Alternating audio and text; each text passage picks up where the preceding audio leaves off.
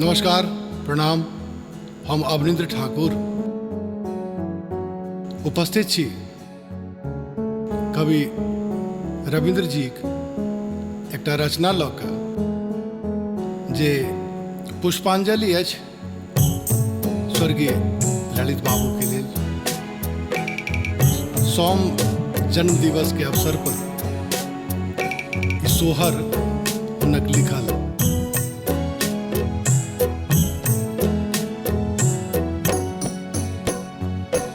जनक विदेहक तन सन मुनि केर मन सन हे।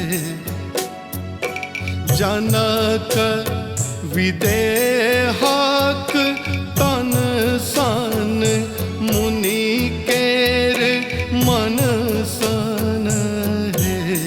जमुना है तोहें धानी धन धन जनमल ललन ललित सन हे।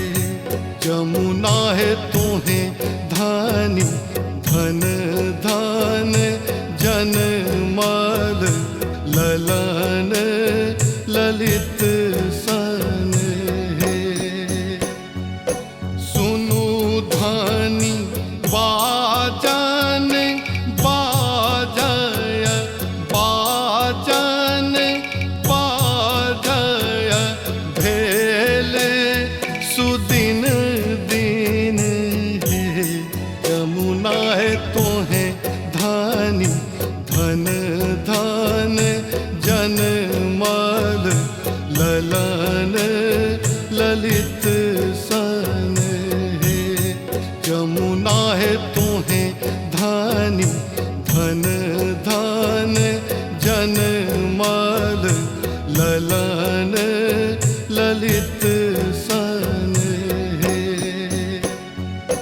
भेल उछाह नगर भरी भेल नगर भरी मंगल गाओल हे।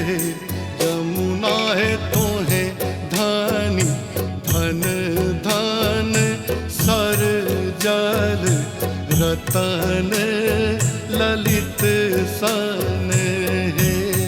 यमुना है तोहें धानी धन धन सर जल रतन ललित सन हे। आस गरीबक गुदड़ी गरीबक गुदड़ी गुदड़ीक धन सन हे।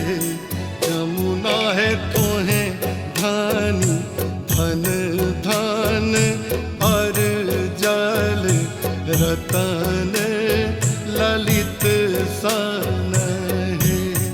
यमुना है तोहें धानी धन धन अर जल रतन ललित सन हे।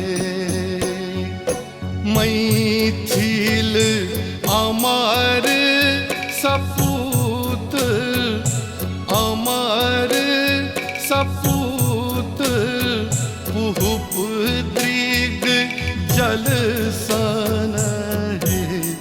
यमुना है धन धन तोहर गोखी कहे से जन जन हे।